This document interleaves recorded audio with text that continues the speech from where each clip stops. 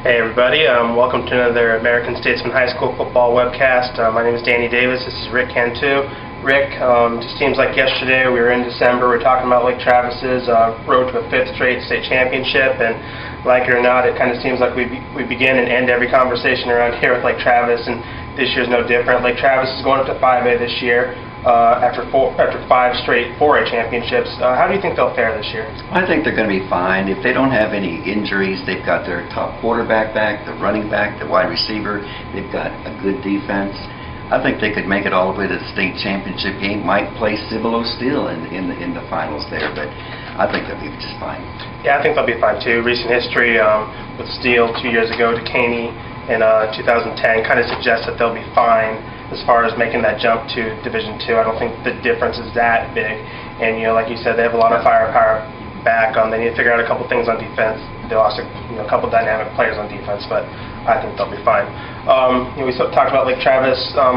What other teams in the Austin area do you think have a chance to contend for a state championship this season?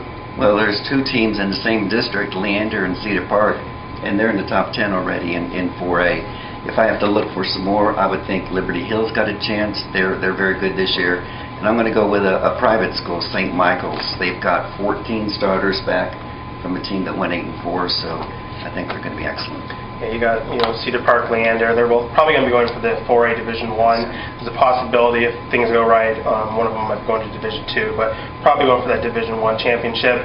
Also in that bracket are going to be LBJ and Hayes, and I think both those teams are very good. Really improved from last season. So I think you take those 4 teams, I think one of them wins that 4A Division I championship. All right, talked about the favorites. Why don't we talk about a sleeper? Who's like a team that might not be getting pub right now that you think might be able to make a run, maybe not win a state championship, but at least make a run in the playoffs? Well, if there's such thing as a sleeper, I'm going to go with Vandergrift.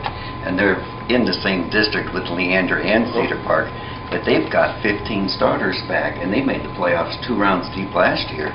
Nobody ever talks about Vandergrift, but I don't see why they can't make it. Yeah. I'm going to go actually to the other region, Region 3 over in 4A. You look at 17 4A. None of those teams were in our preseason poll, but you have Connolly, you have Georgetown, you have Maynard, who was big last year, Hutto, which is good every year. Even Bastrop has about 3 D1 kids on their team. They might not even make the playoffs out that district. So a sleeper is going to emerge out of that district. And I also kind of like Dove Valley in 15 5A. 2-8, 2-9 last year. Not a lot of people are expecting some stuff out of them, but they have talent and maybe some momentum carries up from last year, and they might be able to make a playoff run and maybe contend for that 3rd spot. That would be a good sleeper. All right, it's preseason. Let's forecast in the future. If you're going to name one player to be on the lookout for our All-Central Texas Player of the Year award, who is it? Well, I'm going to go way out on a limb this year. I'm going to go with Lake Travis quarterback Baker Mayfield. All he did last year was score 52 touchdowns, 42 in the air, 3,700 yards passing. They won state last year. He could have been all state himself. He was in 1 or 2 of those after those polls after the season's over. But I'm going to go with Baker Mayfield.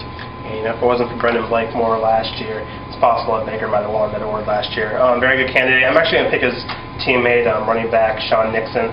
Very dynamic running back. Central Texas area has a lot of good running backs. Nixon wasn't even on our All-Central Texas preseason team. That's how deep running back is. But if you give him 16 games with his talent, his explosiveness, his ability to catch the ball and run with the ball, I think he's going to put up some great stats and fight Baker for that title. And he's going to be a good college prospect too. Yes, he is.